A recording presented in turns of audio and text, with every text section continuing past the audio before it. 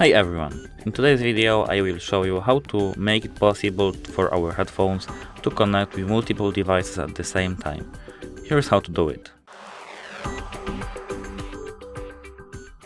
At first we have to power up our headphones with this button like this. As you can see, they are working now. We have to open our app, Sony Headphones app, and our phone automatically connects with our headphones. It may take some time.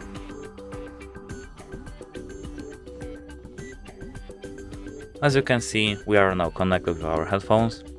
We have to go to System tab, and here's the option Connect to two devices simultaneously. We have to turn this on.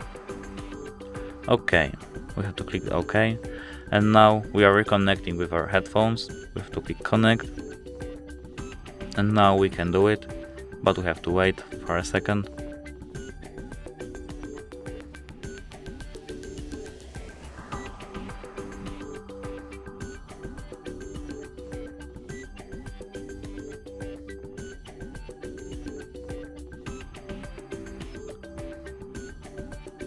And now it's done. As we can see, this option is on.